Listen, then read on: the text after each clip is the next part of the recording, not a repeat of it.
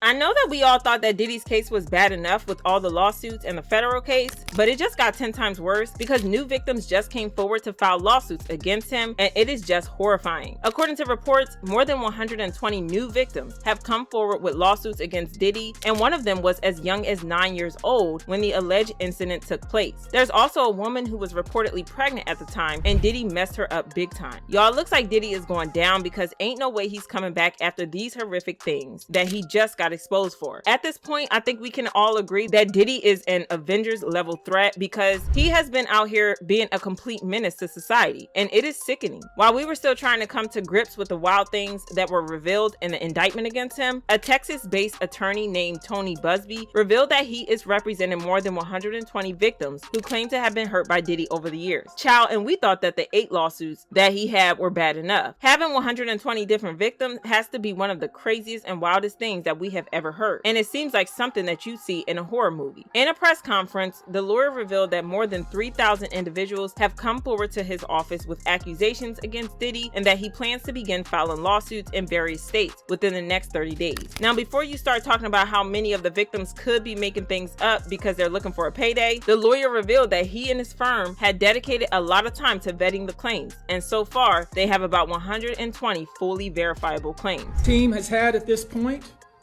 more than 3,285 individuals contact us with people claiming to have been victimized by Sean Combs.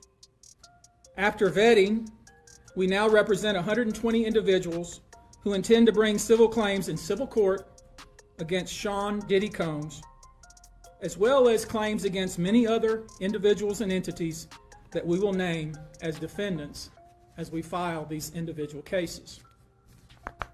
If they're naming the other individuals who helped Diddy hurt the victims, you better believe that things are about to get very messy in Hollywood. It wouldn't be surprising if we had lawyers filing motions to suppress the names or ask that the records be sealed or something like that, because you best believe that some very powerful people are going to be named in the lawsuit. The attorney then went into detail about some of the alleged victims, and boy, was it horrifying. One of the victims is a woman who claimed to be pregnant at the time, and according to her, she went to a Diddy event. However, she didn't drink any alcohol since she was pregnant, so she should have been sober, right? Well, she claimed that one of her drinks was spiked and caused her to black out. When she came to, she was in the same bed with Diddy, and that he had allegedly SA'd her so badly that she was sore down there.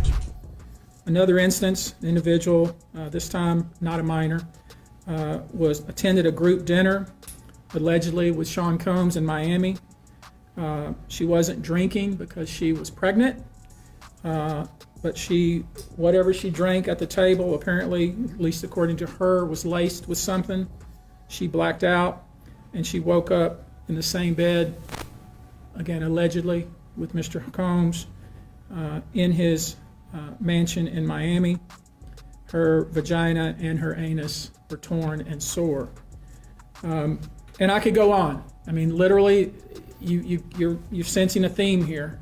Doing this to anybody is horrible, but to a pregnant woman whose body is already going through a lot to bring new life into the world is just insane. But as crazy as it sounds, him allegedly spiking drinks is not exactly shocking because that seems to be his MO. Cassie's lawsuit revealed that Diddy allegedly forced his victims to take substances before freak-offs, even when it was clear as day that they didn't want to. Lil Rod's lawsuit also claimed that Diddy allegedly spiked the drinks of the women who attended his parties and allegedly did unspeakable things to them. Plus, the other women who sued Diddy for SA has similar stories to tell, some dating back to the early 90s. After Cassie, the first woman to speak up against Diddy was Joy Dickerson-Neal, who claimed that Diddy her, SA'd her, and recorded it without her knowledge when she was a college student in 1991. Joy claimed that the event had happened when she was a student at Syracuse University and Diddy started pursuing her romantically. She claimed that she was uninterested because she had heard rumors of how he used to treat women very badly, but she eventually agreed to go on a date with him where he allegedly spiked her drink. According to reports, the complaint alleges Combs intentionally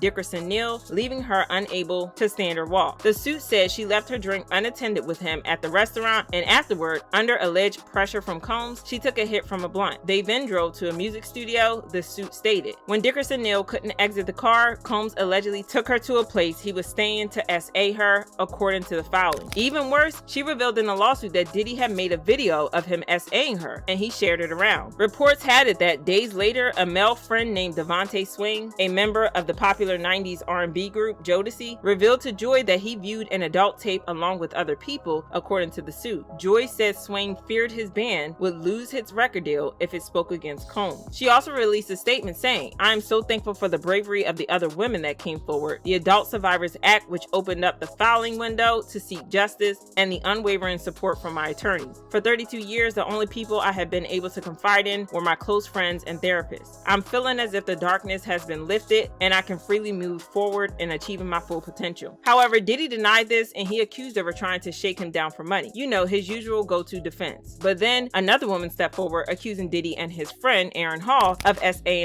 and her friend after spiking their drinks. The woman, who chose to file under the anonymous name of Jane Doe to protect her identity, claimed that she and her friend met Diddy and Aaron at an event by MCA Records. She claimed that Aaron and Diddy got along great with her and her friend and offered them drinks throughout the night. After that, they invited the girls to an after party at Aaron's apartment. According to reports, while at Hall's apartment, Jane Doe was offered more drinks and was coerced into being intimate with Combs. After Combs finished doing his business, Jane Doe laid in bed, shocked and traumatized. While Jane Doe was trying to get dressed, Hall allegedly barged into the room, pinned her down, and forced Jane Doe to be intimate with him. But it was worse than that, because according to reports, Diddy and Aaron then took turns to SA her friend at the same time. It gets even worse because days later, Combs went to the home where Jane Doe and her friend were staying, became irate, and allegedly and Jane Doe until she passed out. Combs was allegedly looking for the friend because he feared she would tell the girl she was with at the time. Diddy has allegedly been spiking drinks and SA women since the 90s, so the pregnant woman's claims aren't exactly unheard of when it comes to Diddy. But that's not all, because according to page 6, one of the 120 victims that came forward claims that they were only 9 years old when they were SA by Diddy. According to page 6, the lawyer Tony Busby said this individual, who was 9 years old at the time, was taken to an audition in New York City with Bad Boy Records. Other boys were there to audition as well. All of the kids were seeking TV or music careers with promises of "I'll make you a star," according to Busby. This individual was SA'd allegedly by Sean Combs and several other people at the studio with a promise to both his parents and himself of getting a record deal. He also spoke about another 15-year-old victim who was SA'd by Diddy and his friends in the studio, saying, "Another instance, an individual 15 years old at the time was flown to New York City to attend a party where she was